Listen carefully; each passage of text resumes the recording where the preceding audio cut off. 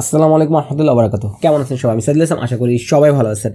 আজকে হচ্ছে কোনো পিসি বিলের ভিডিও না, বেশ অনেকদিন যাবত পিসি বিলের ভিডিও করতেছি, কোনো কম্পোনেন্টের কোনো ভিডিও না, মনিটরের ভিডিও না, মনিটরের ভিডিও সামনে আছে হোয়াই মনিটরটা।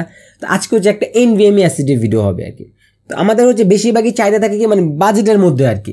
500 জিবি ধরেন 3500-3400 টাকার আশেপাশে, 250 জিবি হচ্ছে ধরেন আপনার 2100 টাকা 2200 টাকার আশেপাশে, একটা কমন হয়ে গেছে আর কি।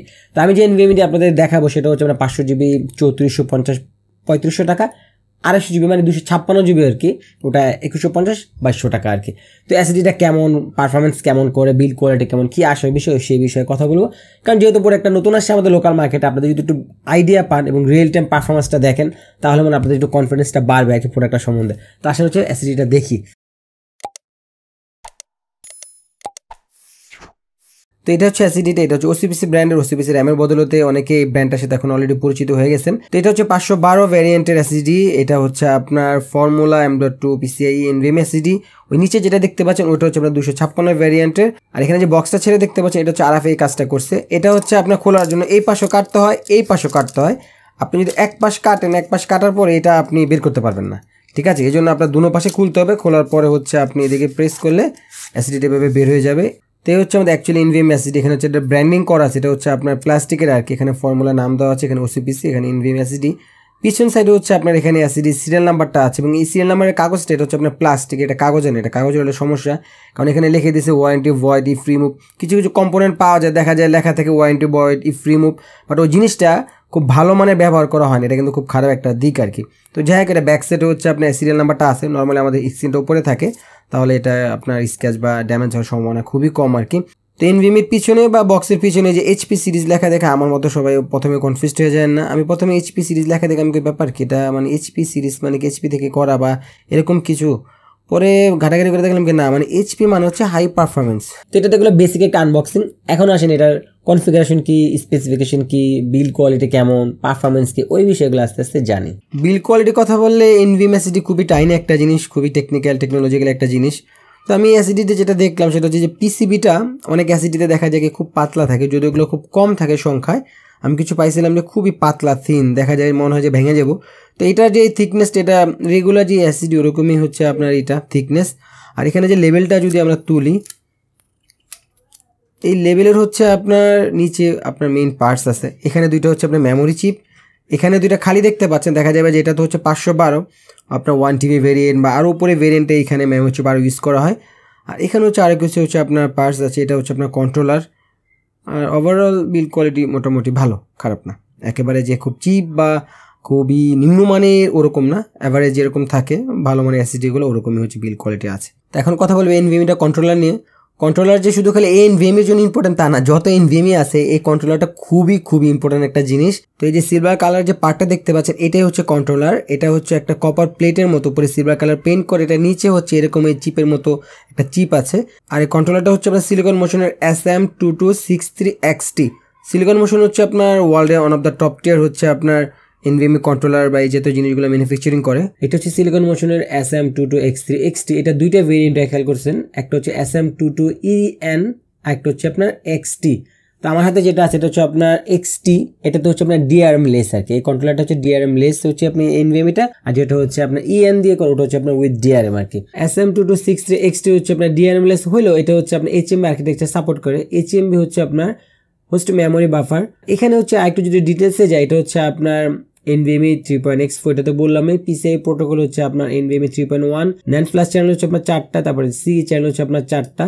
আর এখানে হচ্ছে আপনার সিকোয়েন্সিয়াল রিড হচ্ছে আপনার 2400 আর সিকোয়েন্সিয়াল রাইট হচ্ছে 1700। আর বেশ কিছু ইনফরমেশন এখানে দেওয়া আছে কন্ট্রোলারটার বিষয়ে।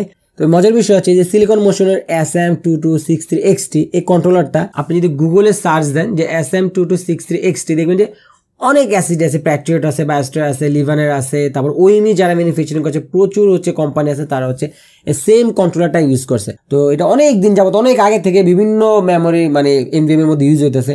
তো যেহেতু অনেক দিন যাবত অনেক NVMe তে ইউজ হচ্ছে, তার মানে এটা আপনি ভালো কন্ট্রোলার বলতে পারেন আর কি, অন্ততপক্ষে হচ্ছে রিজনেবল প্রাইসের ক্ষেত্রে আর কি। আরও যদি সিলিকন মোশন দেখা যাবে আরও লেটেস্ট কন্ট্রোলারগুলো আছে, Gen 4 এর আছে, সিলিকন মোশনের আছে, কিন্তু ওগুলো আপনার দামি SSD তে ব্যবহার করা হয় আর কি। তো আমি হচ্ছে সেটআপটা রেডি করছি এনভিএমইটা পারফরমেন্স টেস্ট করার জন্য, কারণ দেখা যায় কাগজ কলমে যা থাকে অ্যাকচুয়াল পারফরমেন্স টেস্টটা না করলে তো আপনি শিওর হতে পারবেন না। তো আমি সেটআপটা রেডি করছি। এখানে হচ্ছে আমার একটা এনভিএমই অলরেডি দেওয়া আছে Gen4, যেটাতে আমার ওএসটা করা। এখন হচ্ছে আমি এটাকে এখানে ইনস্টল করে দেবো, যাতে অ্যাকচুয়ালি আমি রিড রাইট স্পিডটা দেখতে পারি কত কি থাকে। তো আমি এখানে যে এনভিএমইটা ইনস্টল করছি সেটা হচ্ছে 512 ভেরিয়েন্টের, আপনি 256 ভেরিয়েন্টও পাবেন, 128 ভেরিয়েন্টও পাবেন, যেগুলো আমাদের দেশে এখন অ্যাভেলেবেল আছে। একটা জিনিস খেয়াল করলাম সেটা হচ্ছে এই যে এখানে একটা না সবুজ কালার বাতি জ্বলে, মানে যখন এটা রিডেট হয় আর কি তখন এটা বাতিটা লাফায়। এটা খুব একটা ইসের বিষয় না, মানে যে খুব ইরিটেট হয় এরকম না। হিটসিন থাকলে তো দেখাই যাবে না, কিন্তু দেখা যায় কারো মেশিনে হিটসিন নাই, সেক্ষেত্রে আপনি বাতিটা আর কি দেখতে পাবেন আর কি, সবুজ সবুজ বাতিটা এরকম ব্লিঙ্ক করে। হিটসিন থাকলেই ভালো, তাহলে বাতিটা দেখা যাবে না আর কি। যাই হোক, এখন আসেন আমরা হচ্ছে টেস্ট করি। আমরা সিনথেটিক বেঞ্চমার্কও দেখবো, ক্রিস্টাল ডিস্কমার্কে, প্লাস হচ্ছে আমরা রিয়েল টাইম যে কপি পেস্ট যেটা আমরা করি ওইটা করেও দেখবো। আসেন দেখি। এখন হচ্ছে আমরা OCPC 512 GB এটা real time right speed test করবো। এই জন্য আমি একটা ফোল্ডার ক্রিয়েট করছি যার সাইজ হচ্ছে আপনার 101 GB। তো আমি হচ্ছে দিস পিসি থেকে এখানে ডি ড্রাইভে যাব, তারপর হচ্ছে এটাকে আমি Ctrl+V দিয়ে পেস্ট করে দেবো। 1.16 Gbps হিট করছে। এখানে একটা যে বলে রাখা ভালো, এই যে আমি 101 GB ডাটা 1 মিনিট কয়েক সেকেন্ডের মধ্যে রাইট করতে পারলাম। এটা করতে পারছে আমার সোর্স যে ডিস্কটা ছিল ওটা অনেক হাই স্পিড ছিল, ওইটাও আমার যে অ্যাসিডিটা রাইট করবো ওটা সমমানের থেকেও বেশি বা সমমান হলেও চলবে। এটা বলার উদ্দেশ্য ছিল, দেখা গেলো আপনার একটা সিস্টেমে এনভিএমই লাগাইছেন অনেক হাই স্পিড, বা আপনার হচ্ছে এই যে OCPC বা এই যেগুলো লাগাইছেন, কিন্তু আপনি একটা মেমোরি কার্ড থেকে নিতেছেন বা আপনি যে সোর্স থেকে নিতেছেন ওই সোর্সের এত রিড ক্ষমতা নাই, সেক্ষেত্রে এটা বটলনেক করবে।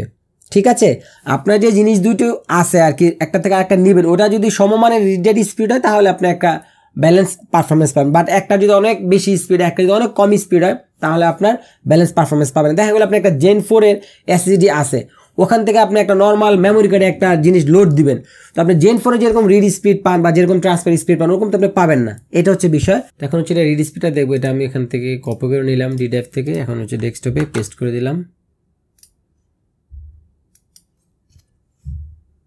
2 GB, 2.1 GB, 1.5, 1.2, 2 GB, এটা কম বেশি হয় আর কি। এখানে ম্যাক্সিমাম হচ্ছে আপনার 2.1 GB দেখাচ্ছে, আর টেম্পারেচার হচ্ছে এখন বর্তমানে 61 আছে। তো real time performance 101 GB data read করতে সময় লাগছে হচ্ছে আপনার 55 সেকেন্ডের থেকেও কিছুটা কম।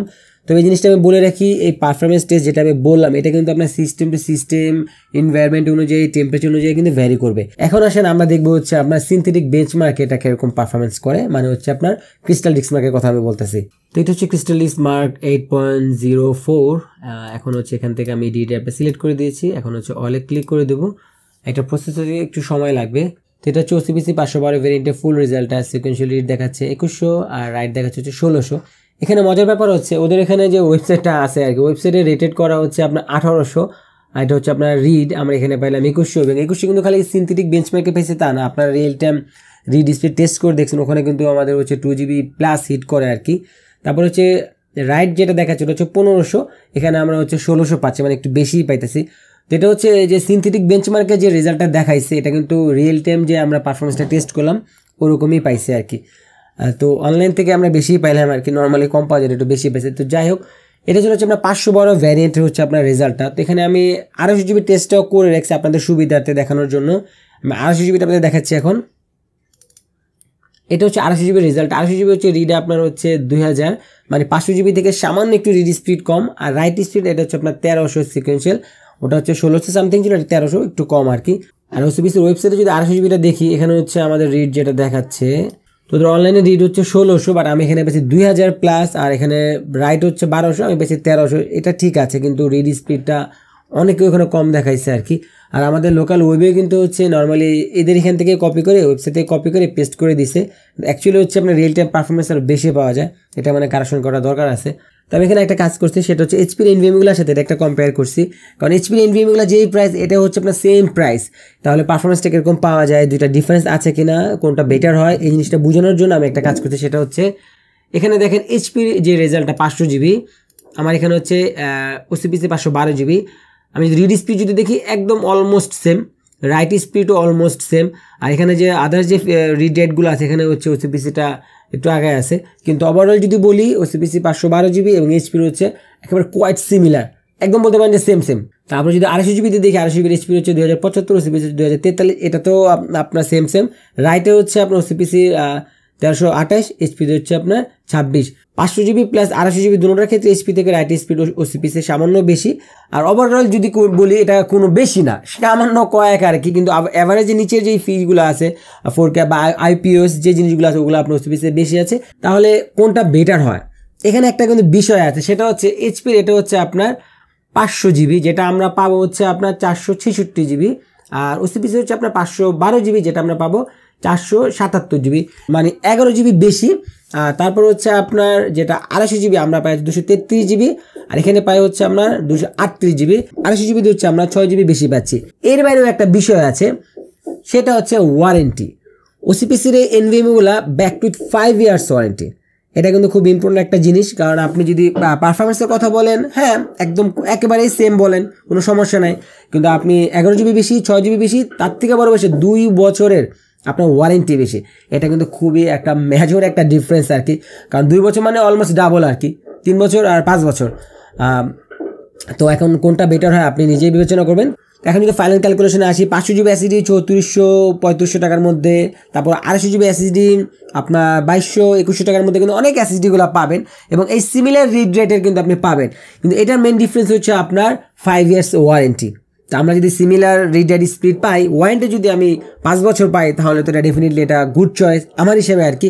আর এটা রিয়েল টাইম পারফরমেন্স টেস্ট করে দেখলাম, প্লাস হচ্ছে এটা আপনার সিলিকন মেশিনে ভালো মানে একটা কন্ট্রোলার ইউজ করছে, এবং সব দিক বিবেচনা করলে এটা আমার মনে হয় যারা মানে বাজেটের মধ্যে এসএসডিগুলো চাইতেছিলেন বা এই প্রাইস পয়েন্ট এসএসডিগুলো নেই, এই রিড রাইট স্পিডে না, যেহেতু এটা 5 ইয়ার্স ওয়ারেন্টি আছে, এটা একটা প্লাস পয়েন্ট এবং এটা পারচেস করা যায়। তো এই ছিল আজকে ভিডিও নিয়ে আপনার মতামত কমেন্ট অবশ্যই জানাবেন, আর প্রিফারেন্স বা এই টাইপের কী টাইপের ভিডিও করা যায় সেটাও কমেন্ট অবশ্যই জানাবেন।